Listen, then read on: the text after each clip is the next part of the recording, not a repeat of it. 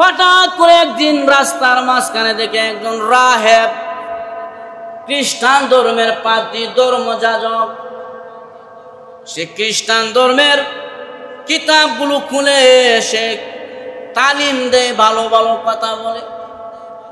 এখন বালকটা দৌড়ে গিয়া ওই খ্রিস্টান ধর্মের পাদ্রীর কাছে গিয়া বসছে। বসার পরে তার কথাগুলো শুনিয়া তার কাছে ভালো লাগলো। পাদ্রী জিজ্ঞাসা করলেন, বালক, তোমার নাম কি? তুমি কোথায় থেকে কোথায় যাও? বালক বলে, আমি থাকি বাদশাহ নওয়াজের দরবারে, আমি ওই জাদুঘরের কাছ থেকে জাদুবিদ্যা শিখি।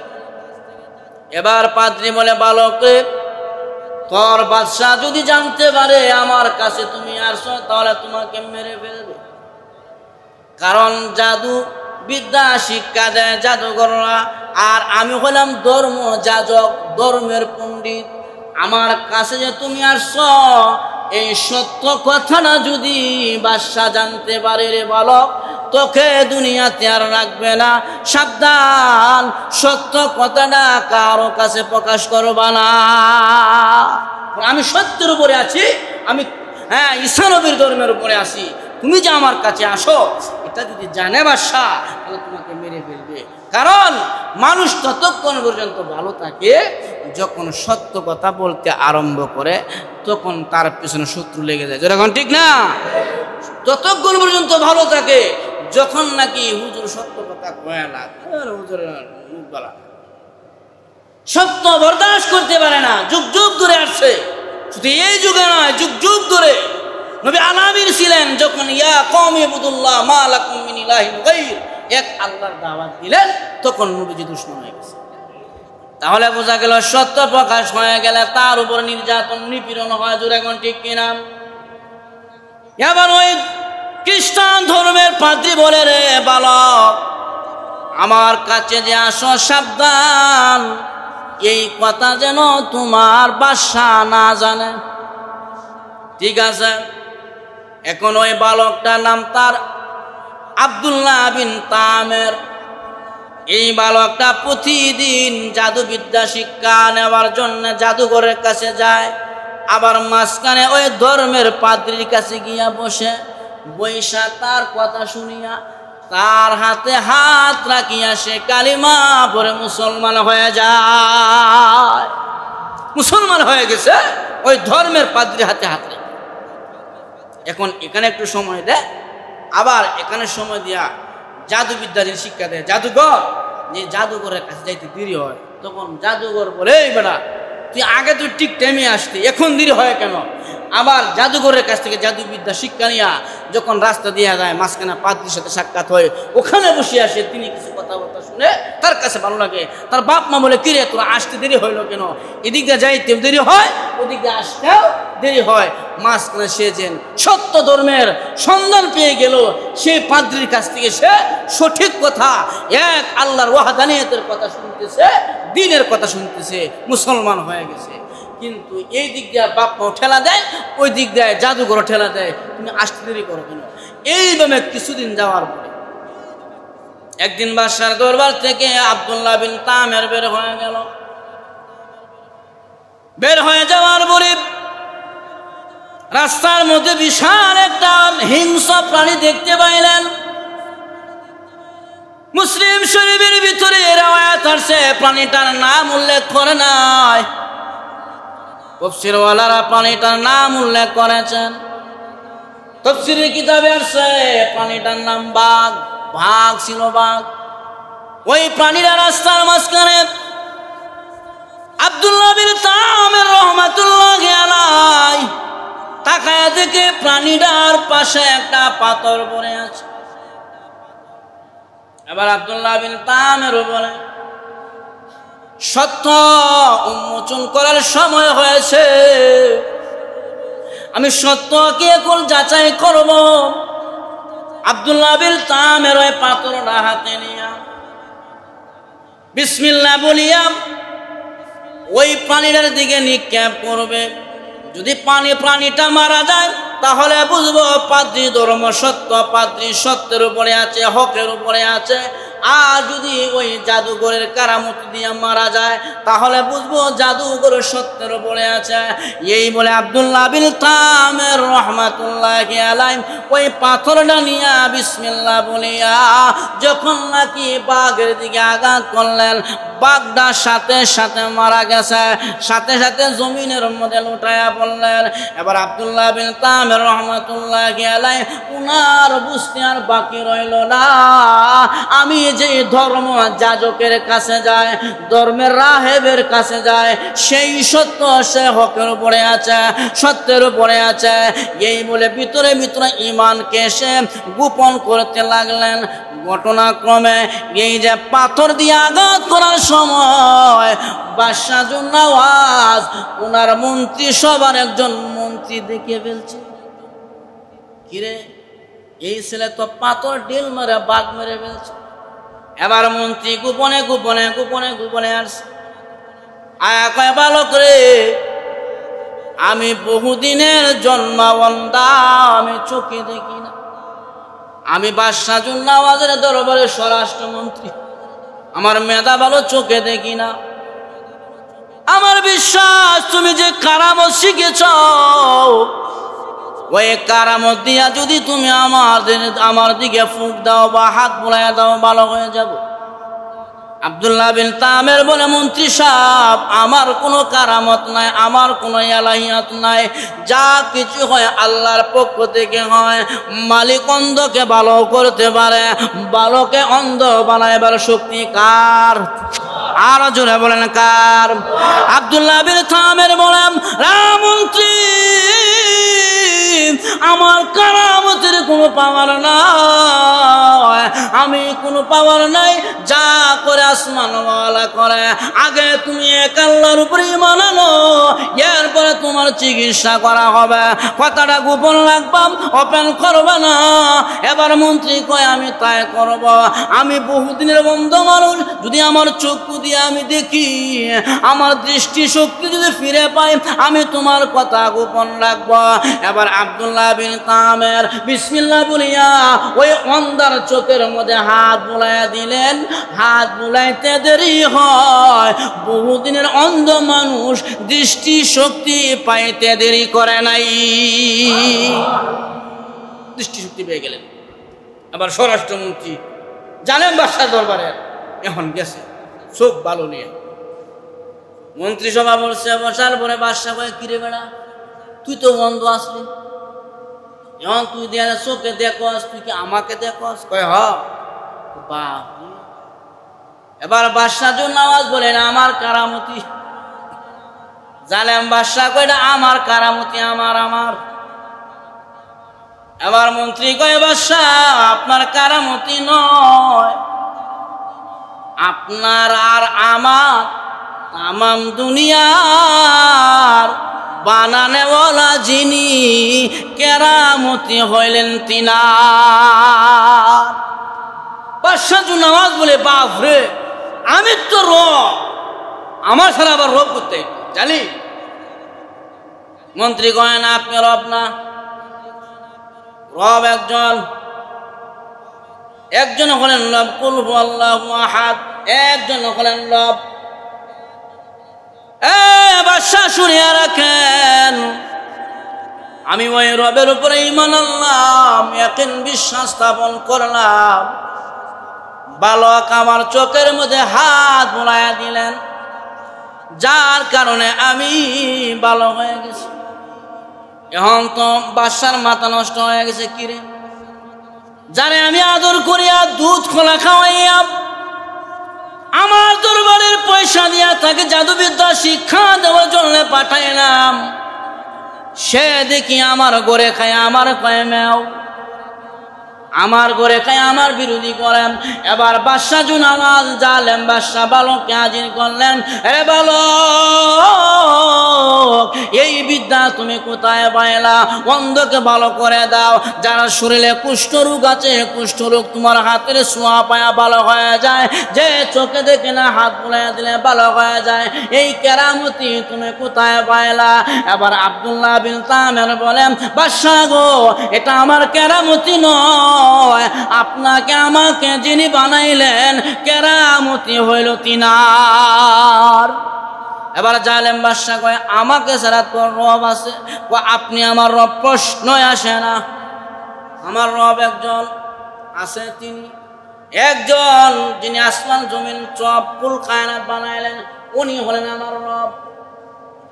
যে মাত্র এই কথা বললেন, এমন বাদশা কয়, তাহলে তোকে আর রাখা যাবে না, তোকে আমার দরবারে আমি রাখবো না, মেরে ফেলবো। বাদশা উনার সৈন্য বাহিনী দিয়া আব্দুল্লাহ বিন তামেরকে পাঠায় দিলেন পাহাড়ের চূড়ায়। এ বাহিনী যাও, ওই পাহাড়ের চূড়া থেকে ধাক্কা দিয়া নিচে ফেলে তাকে হত্যা করে ফেল। সে আর দুনিয়াতে বাঁচতে পারবে না। বাহিনী নিয়ে গেল। বাহিনী যাইয়া ওই পাহাড়ের চূড়ায় উঠাইয়া যখন তাকে ধাক্কা দিবে, আল্লাহর মহান কুদরতে আব্দুল্লাহ বিন তামের পাহাড়ের চূড়া থেকে নিচে পড়ে নাই। যারা তাকে মারতে গিয়েছিল তারা পাহাড়ের উঁচু থেকে পড়ে জমিনে পড়ে তারাই মারা গেছে। আল্লাহ আর এখন রাখে, আল্লাহ মারে কে? আল্লাহ রাখতে চাইলে কেউ মারতে পারবে না। জোরে কোন ঠিক কিনা? আল্লাহ কাউকে ইজ্জত দিতে চাইলে কেউ তাকে বেইজ্জতি করতে পারবে না। আল্লাহ কাউকে সম্মান দিতে চাইলে কেউ তাকে অসম্মান করতে পারবে। এই জন্য আমার ভাইয়েরা, আল্লাহর উপরে ছেড়ে দিতে হবে। ওয়া তুইজ্জু মান তাশা ওয়া তুযিল্লু মান তাশা বিয়াদিকাল খায়র ইন্নাকা আলা কুল্লি শাইইন কাদির। ইজ্জত দেনে ওয়ালাও আল্লাহ, বেইজ্জতি করনে ওয়ালাও। তাহলে আমার ভাইয়েরা, এবার আব্দুল্লাহ বিন তামেরকে মারার জন্য পাহাড়ে গেল। যারা গেছে মারতো তারা মারা গেল। আব্দুল্লাহ বিন তামের বেঁচে আছে। উনি সশরীরে আবার হাজির বাদশার কাছে। বাদশাহ, আমি চলে আইছি। ভাই আমার বাহিনী কই? আপনি জানেন আর আপনার বাহিনী জানেন। এখন তদন্ত করে দেখে বাহিনী সব মারা গেছে। এবার আব্দুল্লাহ বিন তামের বলে, বাদশা রে, মুসলমান মরণকে ভয় পায় না, তুফাতুল মুমিনিল মাউত। মরণ হলো ইমানদারের হাদিয়া। যেরকম ঠিক কিনা? মুসলমান মরণে ভয় পায় না। জন্ম হয়েছে, মৃত্যু হবে স্বাভাবিক। দুনিয়াতে বাবা গেছে, দাদা গেছে, বড় দাদা গেছে। এরে বাদশা,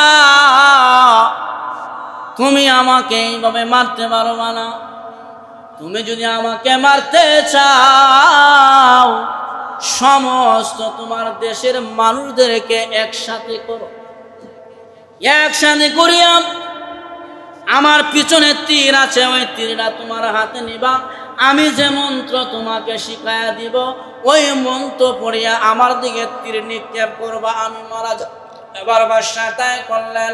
সমস্ত মানুষদেরকে একদিন ডাকলেন।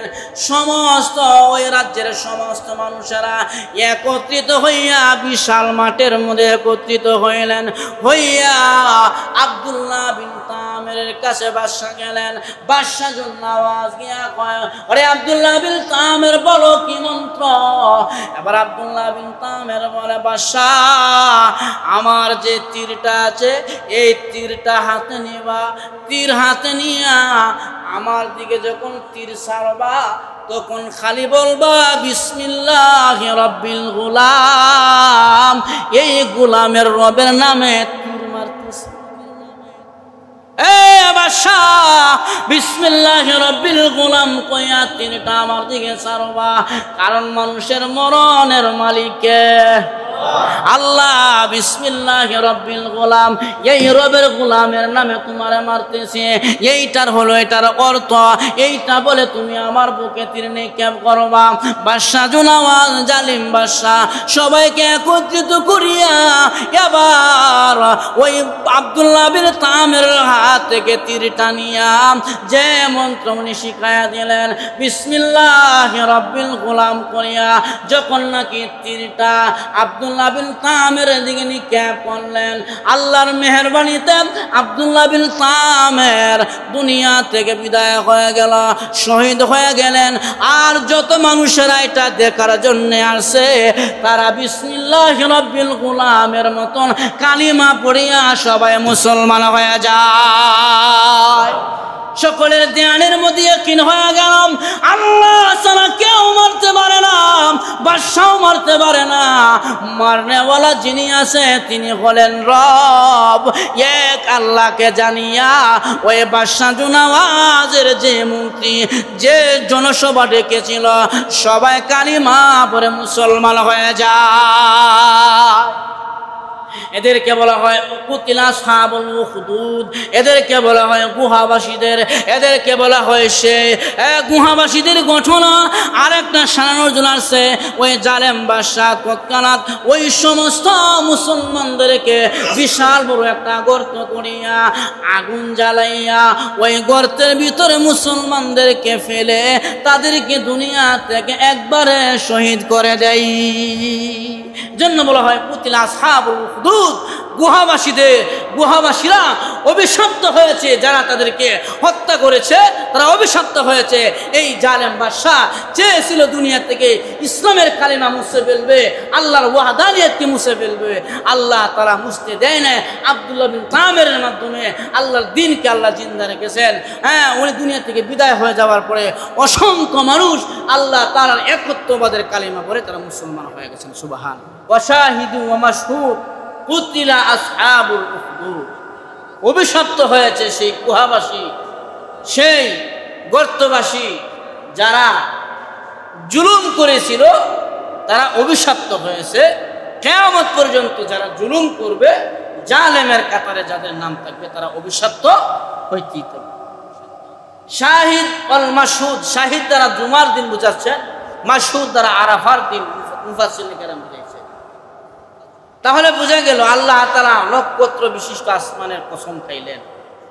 আসমান আল্লাহ তাআলা কয়টা বানাইছে? الذي خلق سبع سماوات طباقا, 7টা আসমান আল্লাহ তাআলা তবকায় বানাইছে। এই আল্লাহ তাআলা আসমানগুলো বানাইতে আল্লাহর কেমন সময় লাগছে? আল্লাহ আরেক আয়াতে هو الذي خلق السماوات والأرض في 6 أيام ثم استوى على العرش يعلم ما يلج في الأرض وما يخرج منها وما ينزل من السماء وما يعرج فيها وهو معكم أينما كنتم والله بما تعملون بصير.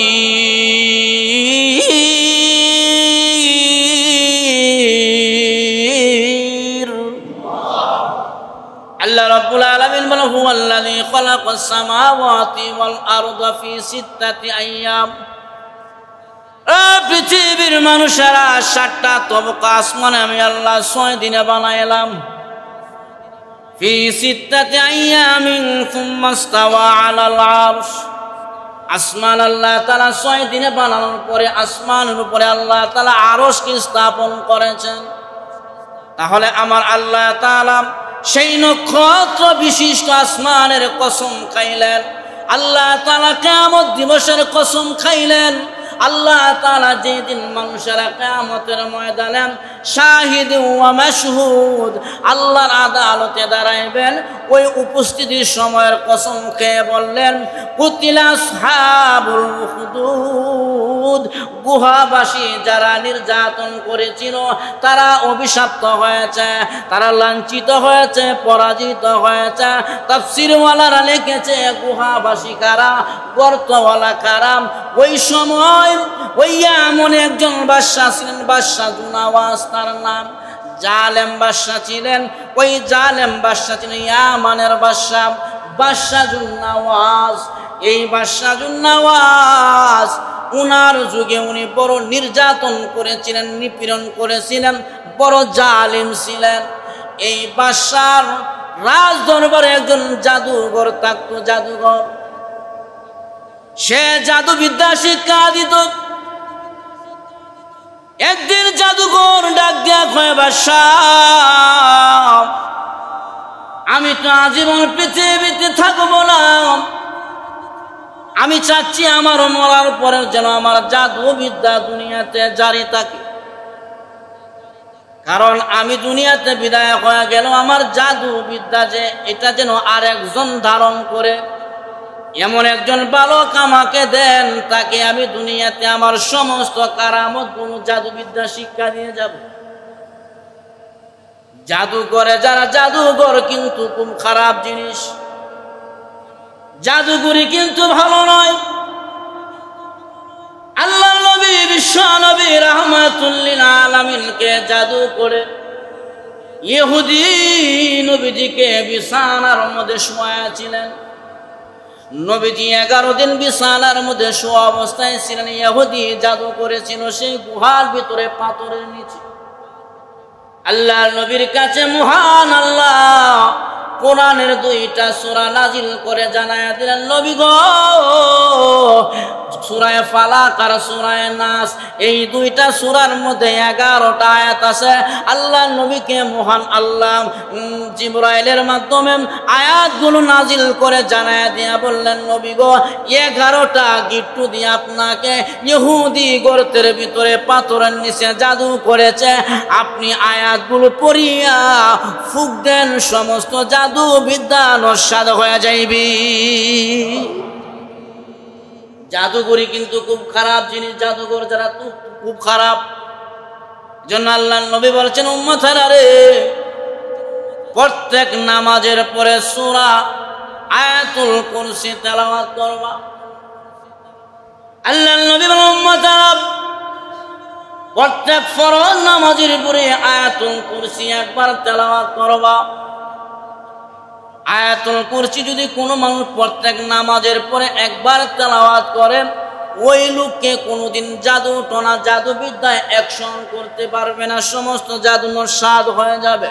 2 নম্বরে নবী বলেন, কোন উম্মত যদি প্রতি ওয়াক্ত ফরজ নামাজের পরে একবার আয়াতুল কুরসি তেলাওয়াত করেন, ওই লোকটা যদি এই আমল জারি অবস্থায় পৃথিবী থেকে বিদায় হয়ে যায়, আমি নবী ঘোষণা দিলাম রে, সে দুনিয়াতে বিদায় হইতে দেরি হবে, আল্লাহর জান্নাতে ঢুকতে দেরি করবে না। তাহলে জাদুঘররা জাদুবিদ্যা করে নস্বাত হয়ে যাবে আয়াতুল কুরসি তেলাওয়াত করার কারণে। এটার পিছনে অনেক কাহিনী আছে। আল্লাহর নবী, বিশ্ব নবী রাহমাতুল লিল আলামিন, উনার বড় আদরের সাহাবা হযরত আবু হুরায়রা কে নবীজি একদিন একটি বাগানের পাহারাদার বানায় পাঠাইলেন। আবু হুরায়রা বাগানের পাহারাদারি করে। এমন সময় একজন চোর বাগানের মধ্যে ঢুকছে। ঢুকার পরে আবু হুরায়রা ধরে ফেললেন, বললেন, তোকে নবীর দরবারে নিয়ে যাব, তুই কেন বাগানে ঢুকলি? সে কাকুতি মিনতি করেছে, অনেক অনুনয় বিনয় করেছে। আবু হুরায়রার মায়া লেগে গেল, চোরকে ছেড়ে দিলেন। আল্লাহ নবীর কাছে গেলেন। নবী কয়, আবু হুরায়রা, তোমার মেহমান কোথায়? মেহমান কই? আবু হুরায়রা কয়, মেহমান এসে আল্লাহ নবী জানছিলেন। ও আল্লাহ নবী, মেহমান তো অনুনয় বিনয় করছে, খুব কান্নাকাটি করছে, ছেড়ে দিচ্ছে। নবীজি বললেন, আবু হুরায়রা রে, আগামীকালকে আবার আইব। আবু হুরায়রা দ্বিতীয় দিন পাহারাদারি করে বাগানের মধ্যে, দেখে আগের দিনের বেটা আবার দ্বিতীয় দিন আসার পরে আবু হুরায়রা তাকে ধরে ফেললেন। এবার দ্বিতীয় দিন ওই চূড়া বলে, আবু হুরায়রা আমার ভুল হয়েছে, দ্বিতীয়বারের মতন মাফ করে দাও, তোমার পায়ে ধরলাম, আর আসবো না। কসম কি রাখা এটা গেছে, আর আইতো না। আবু হুরায়রা দ্বিতীয় দিনও মায়া লাগছে, যা আর আসবি না, ঠিক আছে আমি আর আসবো না। চলে গেলেন। নবীজির কাছে যাওয়ার পরে আল্লাহর নবী কয়, আবু হুরায়রা রে, তোমার মেহমান কোথায়? নবীজি আপনি আসো জানলেন? কয় হ। কয় সে তো কিরা কসম কাটছে, আর আইতো না। আল্লাহর নবী কয়, আবু হুরায়রা আগামীকাল কে আবার আইব? আবু হুরায়রা রাদিয়াল্লাহু আনহু তৃতীয় দিনও গেলেন পাহারাদারি করার জন্য বাগানে, গিয়া দেখে সূরা, তৃতীয় দিন আইছে। আবু হুরায়রা কয়, সূরা রে এখন পায়ে দরজ কে, যদি বাফও ডাকস তোকে ছাড়বো না, নবীর দরবারে নিয়ে যাবো।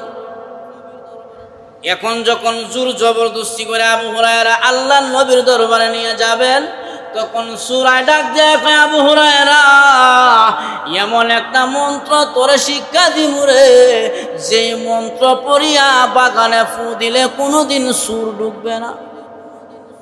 আবু হুরায়রা কয়, বাপ রে বাপ, এমন মন্ত্র? কয় হ। কয় তাহলে বলো দেখি কি মন্ত্র?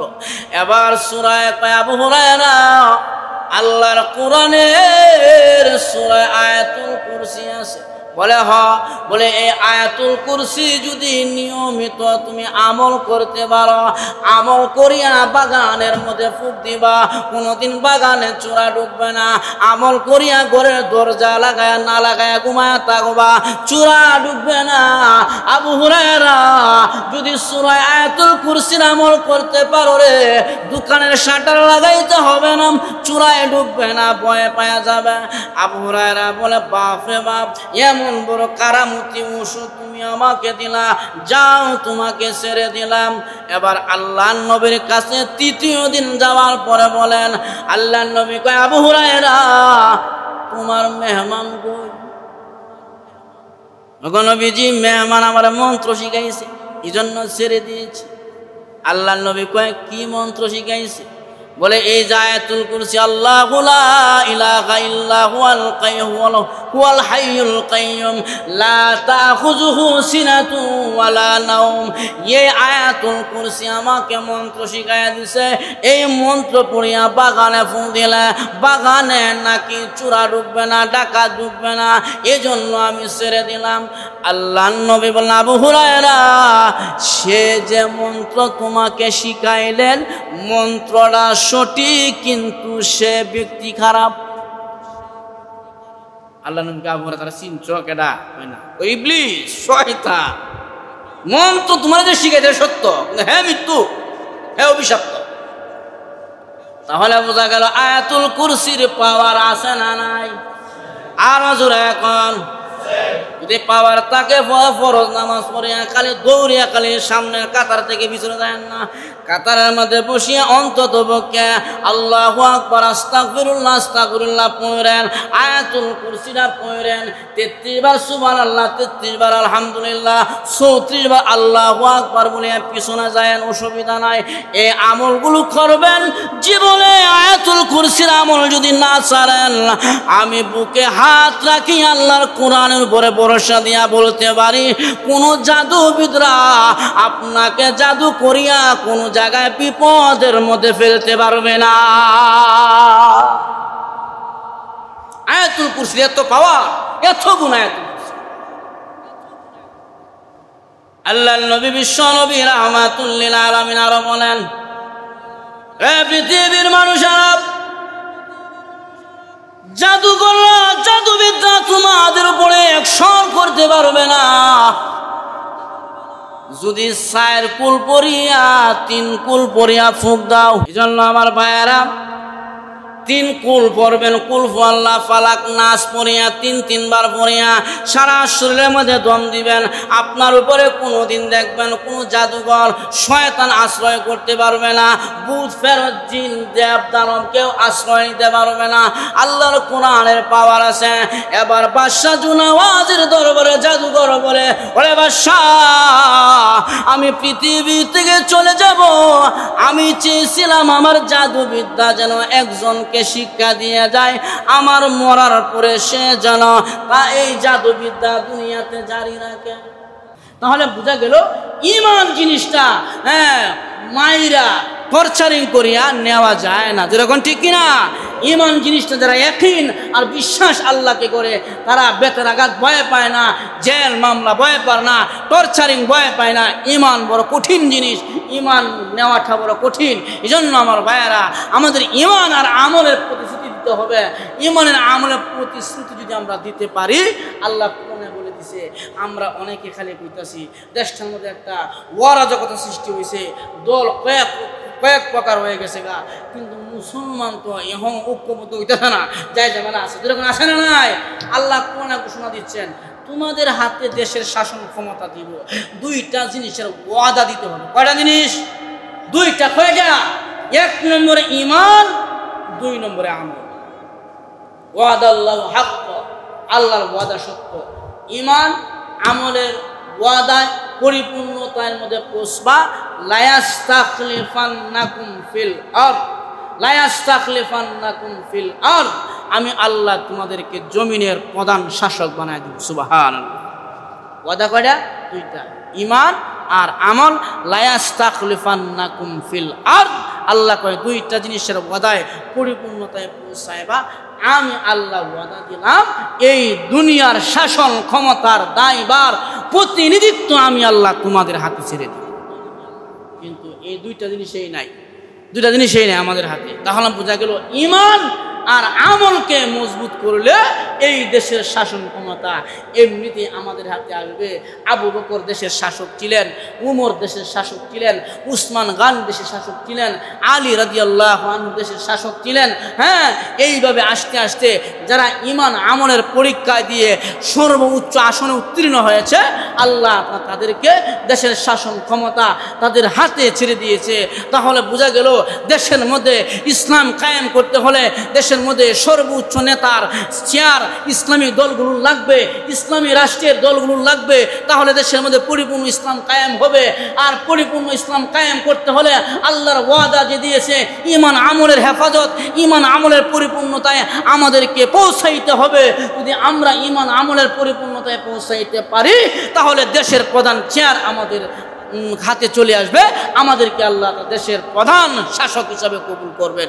2টা ওয়াদা পরিপূর্ণ করতে হবে, 1 নম্বরে ঈমান আর 2 নম্বরে আমল। এই জন্য ঈমান আমলের পরিপূর্ণতা আমাদের পৌঁছা দরকার। আসেনি না নাই? দুরকম আসেনি না নাই? যদি থাকে তাহলে 5 ওয়াক্ত নামাজ আইসা পড়েন ইনশাআল্লাহ, আর ঈমান আর আমল পরিপূর্ণ করেন।